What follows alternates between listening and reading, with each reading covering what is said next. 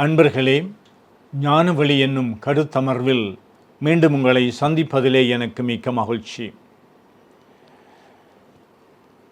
கத்தோலிக்கர்கள் ஞாயிறு தோறும் ஆலயத்திற்கு சென்று திருப்பலியிலே பங்கு கொள்வார்கள். திருப்பலி என்றால் என்ன என்று பலவிதமான கேள்விகளும் சந்தேகங்களும் குழப்பங்களும் இந்த திருப்பலியை நிறைவேற்றுவது பற்றியும் பங்கேற்பது பற்றியுமான பல கேள்விக்குறிகளோடு இருக்கின்ற உங்களுக்கு அதனுடைய அர்த்தம் என்ன, பொருள் என்ன என்று சற்று சிந்திப்பது பொருத்தமாக இருக்கும் என்று நினைக்கின்றேன். பலி செய்வது, வேள்வி செய்வது, இறைவனை நினைந்து ஓலமிட்டு மன்றாடுவது, நன்றி கூறுவது, இவைகளெல்லாம் மனித வரலாற்றிலே நீண்ட காலமாக இணைக்கப்பட்ட செயல்களாகும். எந்த சமயத்தை நாங்கள் நோக்கினாலும் அவர்களுடைய நீண்ட கால வரலாற்றிலே அவர்கள் தெய்வத்திற்கு பலி ஒப்பு கொடுத்தார்கள் என்பது காணக்கூடியதாக இருக்கின்றது.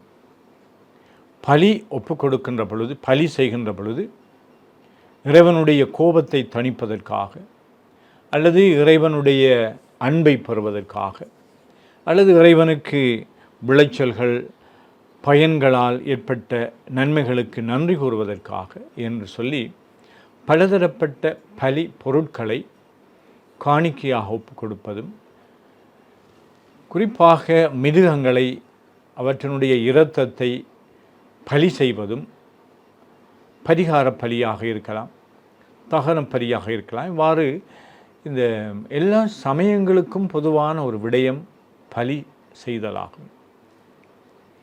யூத மறையினுடைய பின்புலத்தை நாங்கள் பார்க்கின்ற பொழுது அவர்கள்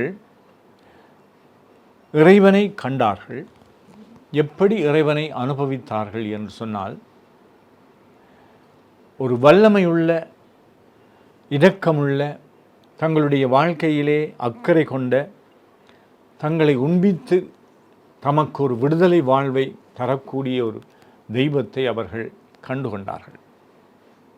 அடிமைகளாக இருந்த மக்கள் 400 ஆண்டுகளாக பாரபோன் என்று சொல்லப்படுகின்ற பேரரசன், அவரை வெல்ல முடியாது என்று சொல்லக்கூடிய பல படைகளையும் பலவிதமான ஆயுதங்களையும் அதிகாரத்தையும் கொண்ட இந்த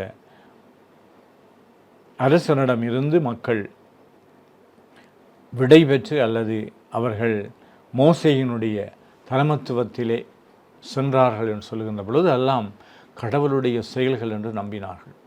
பாலைவனத்திலே அவர்களுக்கு உணவு கொடுக்கின்றது என்பது, பாலைவனத்திலே உணவு கொடுப்பதற்கு எந்த விதமான சாத்தியக்கூறும் இல்லாத பட்சத்திலே அவர்களுக்கு உணவு கொடுத்து அவருடைய தாக்கத்தை தீர்த்து இறுதியாக கடவுள் வாக்கு பண்ணிய அந்த கானான் நாட்டை சென்று அடைகின்றார்கள் என்றது அவர்களுடைய ஒரு அரசியல் வரலாறு.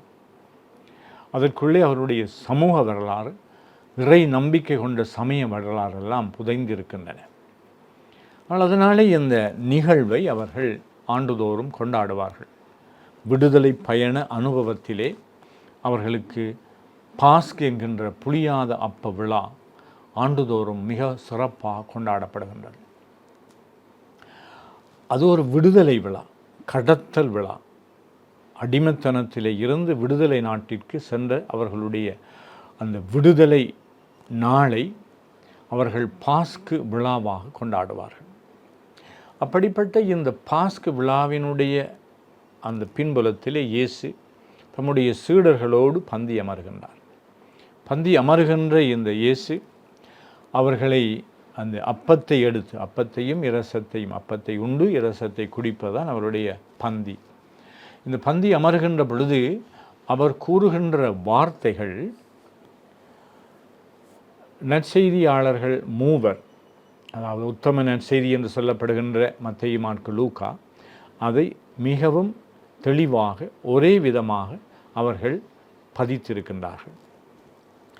இந்த நற்கருணையை ஏற்படுத்தினார் என்பதற்கு ஆதாரம் இந்த பாஸ்கா விழாவிலே அந்த இடா உணவிலே அவர் உட்கொண்ட அந்த உணவிலே பரிமாறப்பட்ட அப்பமும் இரசமும் அங்கு வெறுமனே அவர்களுடைய வயிற்று பசி ஆற்றுகின்றதல்ல, அவருடைய சாவையும் மரணத்தையும், அவருடைய பாடுகள், சாவு என்பது ஒரு பாடுகளினுடைய ஒரு அங்கம், அவருடைய பாடுகளையும் அதன் பின்பு அவர் எப்பொழுதும் இந்த உலகத்திலே அவர் உயிர்த்த ஆண்டவராக, சாவை கடந்த ஒரு இறைவனாக, மீட்பராக இங்கு பயணிக்கின்ற இந்த விடயங்களை எல்லாம் அடையாளபூர்வமாக அங்கு நிறுவி, பாஸ்காவிலே அந்த யூத மக்கள் குழுமமாக ஒன்று கூடி உண்ட அந்த உணவு இப்பொழுது இறை மக்கள் எல்லோரும் ஒன்று கூடி உண்ணுகின்ற அந்த உணவுக்குள்ளே கடவுளுடைய அருள், மீட்பின் அருட்சாதனம், கிறிஸ்து முழுமையாக பிரசன்னமாக இருந்து உயிரூட்டமுள்ள முறையிலே பிரசன்னமாக இருப்பதுதான் இந்த நற்கருணை பலியாகும். அவர் பலி ஒப்பு கொடுக்கின்ற பாரம்பரியத்திலே இயேசு தம்மை பலிப்பொருளாக்குகின்றார். அவர் சிலுவையிலே தன்னை பலிப்பொருளாக்குகின்றார். அவர்தான் குருவாக இருந்து மனமுவந்து அந்த பலியை ஒப்பு கொடுக்கின்றார். அவருடைய வாழ்க்கை முழுவதும் தன்னை பலியாக்குகின்றதாக இந்த பலியினுடைய உச்சக்கட்டத்திலே அவர் அந்த இரா உணவின் பொழுது அவர் கூறுகின்ற இந்த வார்த்தைகள், அப்பத்தை எடுத்து இறைப்புகழ் கூறி பிட்டு தம்முடைய சீடர்களுக்கு கொடுக்கின்றார். இந்த வார்த்தையை அந்த தொடக்க காலத்திலே இருந்தே திரு அவை அந்த வசீகர வார்த்தையை உச்சரித்து அதன் வழியாக நற்கருணை பந்தியில் எல்லா மக்களும் அவர்கள் அமர வேண்டும் என்று அந்த நற்கருணை கொண்டாட்டத்தை நிறைவேற்றுவதனூடாக அதை ஒரு அருட்சாதனமாக ஏற்று கடவுளுடைய அன்பும் இரக்கமும் இயேசுவிலே புதைந்திருந்தது போல, அவருடைய ஆளுமையிலே இருந்தது போல, அந்த அப்ப இரச வடிவத்திலே இயேசு அன்பின் நற்கருணையாக, இரக்கத்தின் நற்கருணையாக, அருளின் கனியாக அந்த இயேசு பிரசன்னமாக இருக்கின்றார். இது நாம் ஒரு மறைபொருள் என்று சொல்லுகின்றோம். ஊன கண்களுக்கு அந்த அப்பம் அப்பமாகவே இருக்கின்றது, இரசமாகவே இருக்கின்றது. ஆனால் ஆண்டவருடைய பிரசன்னம் இந்த அப்ப இரச வடிவத்திலே கிறிஸ்தவ சமூகங்கள் மத்தியிலே பிரசன்னமாக இருக்கின்றது என்பதை நம்புகின்றது தான் கிறிஸ்தவர்களுடைய விசுவாசமாகும். இந்த கிறிஸ்தவர்களுடைய இந்த நற்கருணை பந்திக்கு முன்னதாக ஒரு கணம் நாங்கள் இயேசு எப்படி பந்தி அமர்ந்தார், தம்முடைய சீடர்களோடு அடிக்கடி அவர்கள் உட்கார்ந்து உணவு உண்டிருக்கின்றார். ஆனால் இயேசுவினுடைய பந்தி அமர்தல், விருந்து பல தரப்பட்ட நிலைகளிலே இடம்பெற்றிருக்கின்றது என்பதை அவருடைய வாழ்க்கையிலே நாங்கள் பார்க்கின்றோம். ஒன்று, அவர் கடவுள் எப்படி உணவு கொடுத்தாரோ அப்படி இந்த மக்கள் தேவையோடு, அவர்கள் பசியோடு இருந்த பொழுது அவர்களுக்கு உணவு கொடுக்கின்ற நிகழ்வுகள் நற்செய்தியிலே நாங்கள் பார்க்கின்றோம். 5 அப்பங்களை பலக பண்ணி 5000 பேருக்கு கொடுக்கின்றார். அதாவது மக்களுடைய பசிக்கு அவர்களுடைய சொந்த முயற்சி, அவர்களுடைய பணம் போதாமை இருக்கின்றது. பொருளாதார நெருக்கடியின் மத்தியிலே கடவுளை வேண்டுகின்றது போல இந்த பொருளாதார உணவு பஞ்சத்தை இயேசு தீர்க்கின்றார்.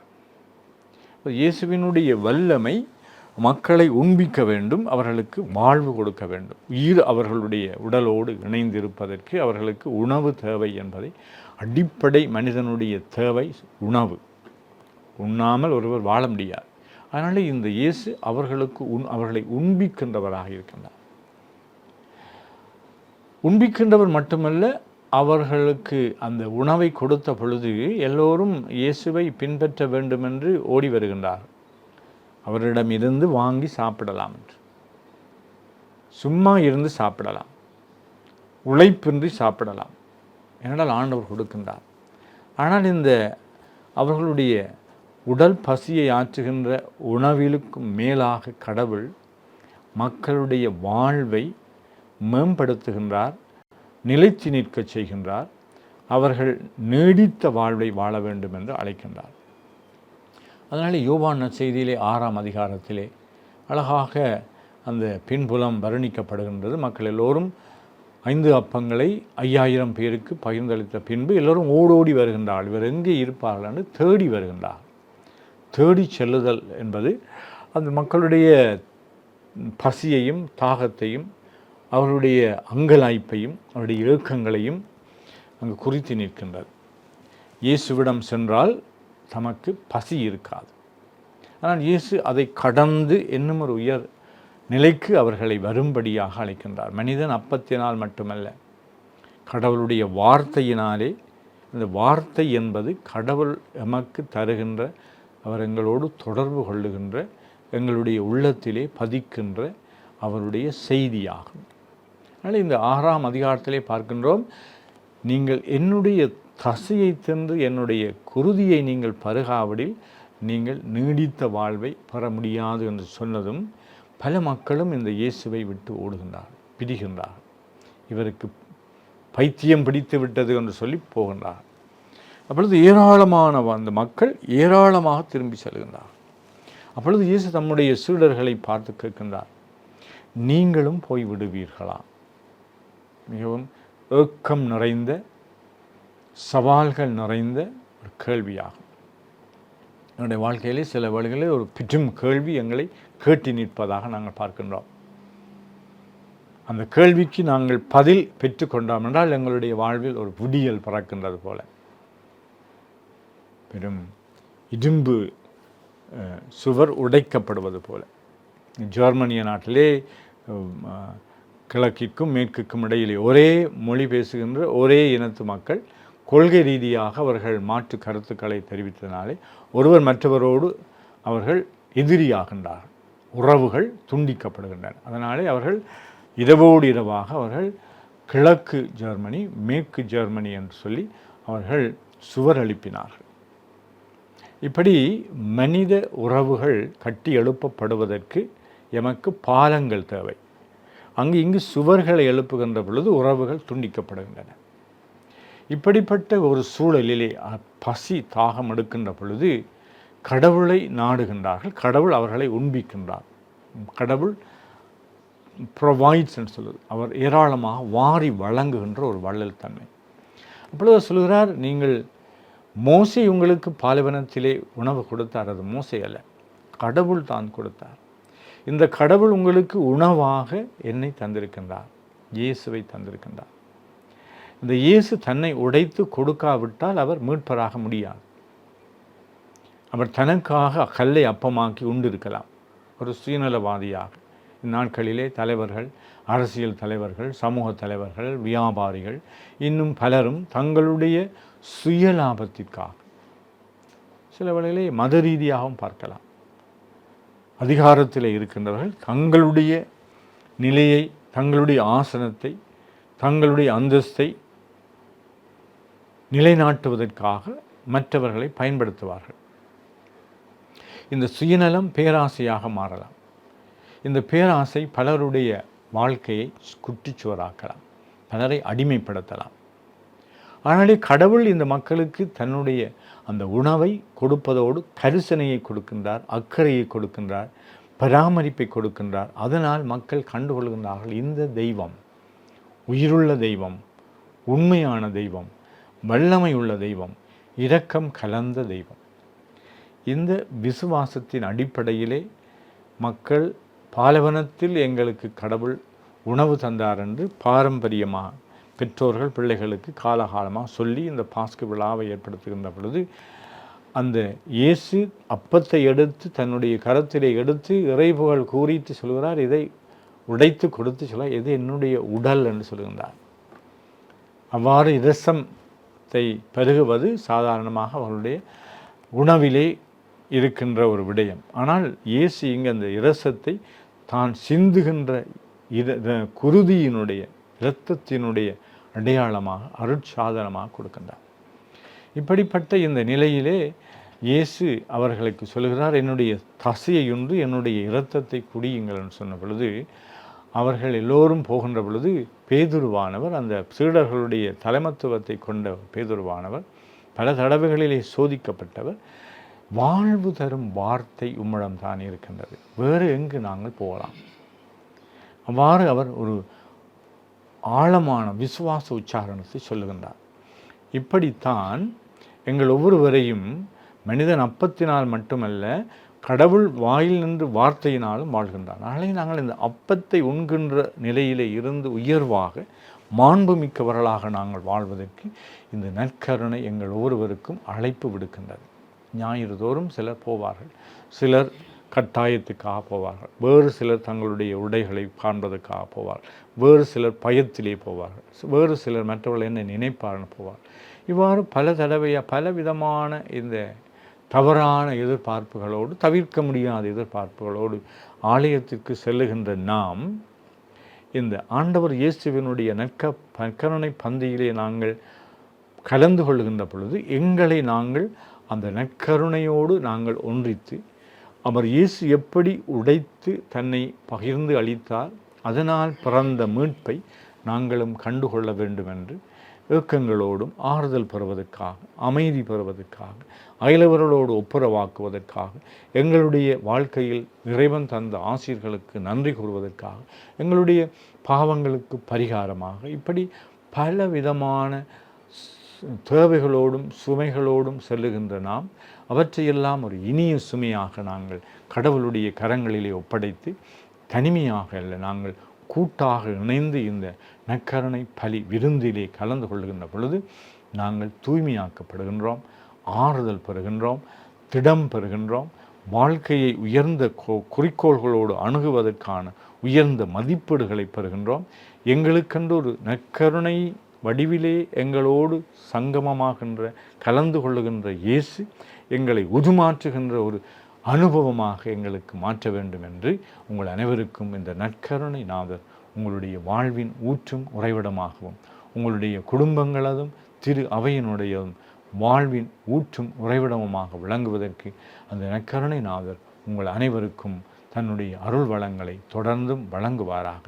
நற்கருணை பலியிலே நாங்கள் ஒவ்வொருவரும் உண்மையான இறை நம்பிக்கையோடும் ஏக்கத்தோடும் அன்போடும் நன்றி உணர்வோடும் கலந்து கொள்வோமாக. நன்றி.